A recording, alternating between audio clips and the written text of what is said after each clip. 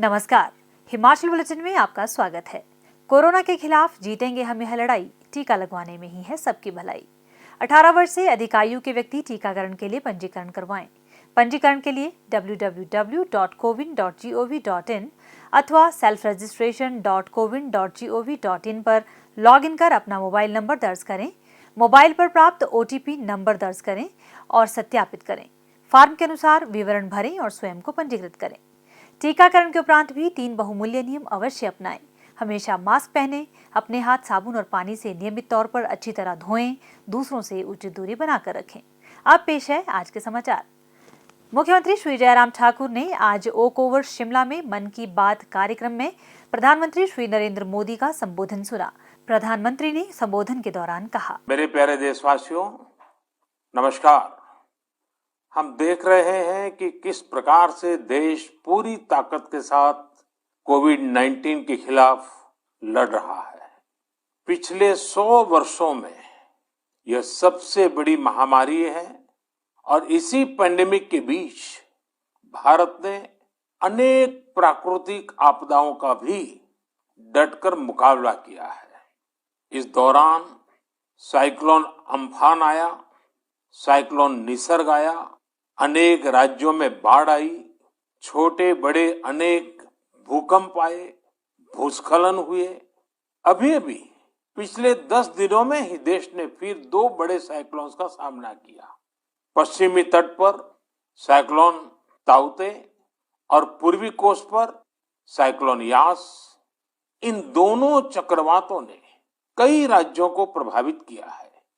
देश और देश की जनता इनसे पूरी ताकत से लड़ी और कम से कम जानहानि सुनिश्चित की।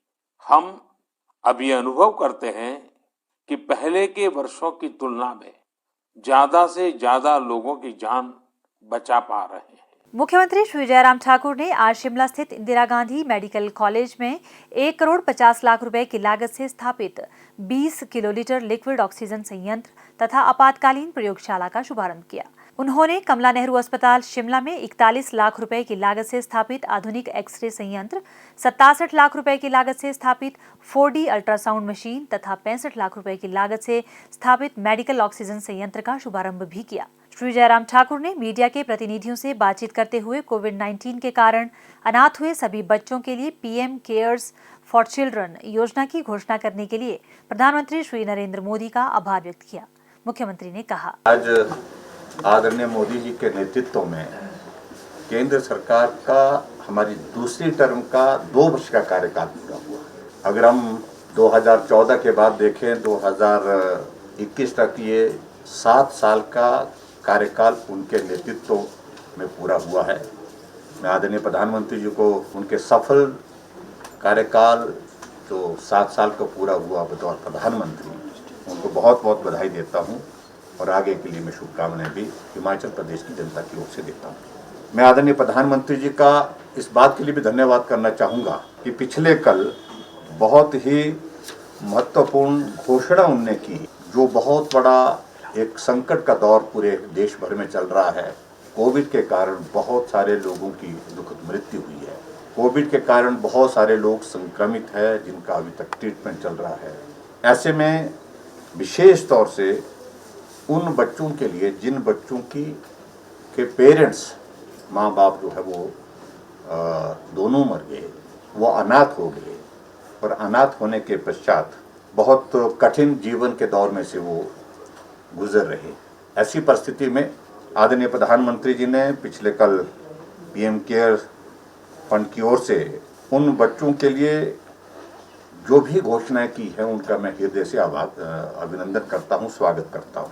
जिसमें विशेष तौर से 10 लाख का कॉर्पस फंड जो है वो बना करके उनके लिए उपलब्ध कराना और उससे उनकी मदद करना, ये एक बहुत ही सराहनीय कदम है।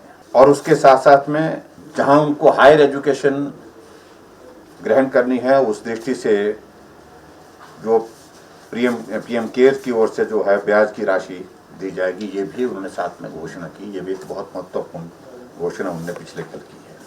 18 साल तक के प्रत्येक अनाथ बच्चे को आयुष्मान भारत योजना में सम्मिलित किया जाएगा, ये भी बात कही।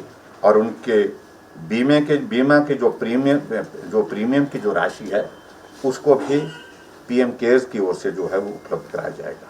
हमारे लिए बहुत प्रसन्नता का विषय ये भी है कि आदरणीय प्रधानमंत्री नरेंद्र मोदी जी का जहां 7 साल का कार्यकाल बतौर प्रधानमंत्री पूर्ण हुआ है, तो इस अवसर पर हम हिमाचल प्रदेश की ओर से भी एक योजना की शुरुआत, जिसका मैंने जिक्र थोड़ा बहुत पहले किया था, लेकिन योजना हम बना करके हम तैयार करने वाले हैं, उसकी डिटेल्स आपके पास आ जाएंगी। जो ऐसे बच्चे जो अनाथ हुए हैं, प्रदेश सरकार की ओर से भी उनको मदद करने की दृष्टि से 2000 रुपये जो सेंटर उसमें शेयर करेगा और उसके बाद 1500 रुपये हम स्टेट की ओर से डालेंगे। कुल मिलाकर के 3500 रुपये उनको प्रति माह जो है वो मदद के रूप में जो है उनको उपलब्ध कराएंगे। ये भी एक हमने निर्णय लिया है और इसकी मैं विधिवत आज घोषणा करता हूँ। इसके अतिरिक्त और भी कुछ योजनाओं को लेकर के हम विचार कर रहे हैं कि कोविड से प्रभावित लोग उनके लिए और मदद के क्या रास्ते हो सकते हैं, उस पर भी विचार कर रहे हैं। दूसरा, जो अनाथ हुए बच्चे हैं उनको चाइल्ड केयर इंस्टीट्यूट में जो जाना चाहेगा उसको प्राथमिकता के आधार पर उस संस्थान में तुरंत जो है उनको दाखिला दिया जाएगा। ये भी हमने निर्णय लिया है प्रदेश सरकार की ओर से। तीसरा, जो हमारे अनाथ बालिकाएं हैं उनके लिए भी कस्तूरबा गांधी बालिका विद्यालयों के माध्यम से छात्रावासों में जो प्राथमिकता के आधार पर जो है उसमें उनको एडमिशन देने के लिए वो भी हमने साथ में एक निर्णय लेके रखा है। और इसी प्रकार से अनाथ बालिकाओं को मुख्यमंत्री कन्यादान योजना के तहत उनके विवाह के समय 51,000 रुपये की राशि उपलब्ध कराई जाएगी। ये भी एक सात्विक निर्णय हमारी सरकार की ओर से हिमाचल प्रदेश में रहेगा। मुख्यमंत्री ने कहा कि योजना के अंतर्गत कोविड-19 के कारण अनाथ हुए प्रत्येक बच्चे के लिए 18 वर्ष की आयु तक 10 लाख रुपए के कार्पस फंड का प्रावधान किया गया है। उन्होंने कहा कि कोविड-19 के कारण अनाथ हुए बच्चों को केंद्रीय, नवोदय तथा सैनिक विद्यालयों इत्यादि में दाखिला दिया जाएगा तथा सरकार द्वारा उनकी पढ़ाई का खर्च वहन किया जाएगा। मुख्यमंत्री ने कहा कि इंदिरा गांधी चिकित्सा महाविद्यालय में स्थापित 20 किलोलीटर ऑक्सीजन संयंत्र कोविड-19 रोगियों तथा अन्य रोगियों के लिए निर्बाध ऑक्सीजन की आपूर्ति सुनिश्चित करेगा। उन्होंने कहा कि इस संयंत्र के स्थापित होने से चिकित्सा महाविद्यालय की ऑक्सीजन क्षमता 525 सिलेंडर से बढ़कर 1600 सिलेंडर से अधिक हो जाएगी।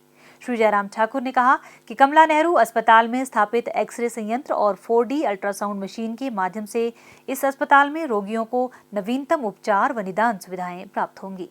मुख्यमंत्री श्री जयराम ठाकुर ने आज शिमला से वर्चुअल माध्यम द्वारा मंडी जिला के सिराज विधानसभा क्षेत्र में मुराह और चंबा जिले के डलहौजी विधानसभा क्षेत्र के सलांबा में कार्यकर्ताओं को संबोधित किया।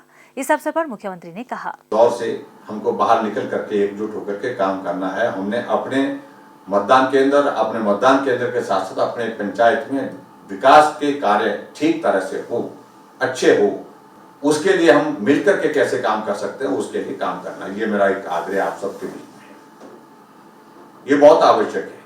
और अपने क्षेत्र में, अपनी पंचायत में जो भी डेवलपमेंट के काम किए जा सकते हैं, जितने भी किए जा सकते हैं, जहां भी किए जा सकते हैं, गांव में कोई गांव ऐसा नहीं छूटना चाहिए जहां पर हमारे विकास में कमी रहे। उसको भी सुनिश्चित करने के लिए मेरा आप सबसे निवेदन है कि उसके लिए योजनाएं बनाएं। जितना संभव हो सकेगा मुझसे उसमें हम हर संभव सहयोग देंगे, मदद करेंगे। इस कोविड के दौरान आप अपना ख्याल रखें, परिवार का भी ख्याल रखें, सावधानियां बरतें। कोविड समाप्त होने के बावजूद भी जब तक सरकार की ओर से आपको संदेश नहीं आएगा कि मास्क हटाओ, तब तक के लिए मास्क भी नहीं हटाना है। ये भी मेरा आप सबसे निवेदन है। स्वास्थ्य एवं परिवार कल्याण विभाग द्वारा दोपहर 2 बजे जारी बुलेटिन के अनुसार प्रदेश में कोरोना संक्रमण की जांच के लिए आज 3066 लोगों के सैंपल लिए गए, जिनमें से 667 लोगों की रिपोर्ट नेगेटिव पाई गई है, जबकि 2343 लोगों की रिपोर्ट आना बाकी है। अभी तक 19,05,431 लोगों की जांच की जा चुकी है, जिनमें से 17,14,126 सैंपल की जांच नेगेटिव पाई गई है। प्रदेश में कुल 1,88,926 लोगों में कोरोना वायरस के संक्रमण की पुष्टि हुई है, जिनमें से 1,71,191 लोग इस बीमारी से ठीक हो चुके हैं और 14,624 व्यक्ति उपचाराधीन हैं। हिमाचल बुलेटिन देखने के लिए सब्सक्राइब करें YouTube channel DPR Himachal, follow करें ट्विटर @DPRHP, लाइक करें Facebook page information and public relations department Himachal Pradesh, visit करें वेबसाइट www.himachalpr.gov.in। इस अंक में इतना ही, कल फिर होगी मुलाकात, दीजिए इजाजत, नमस्कार।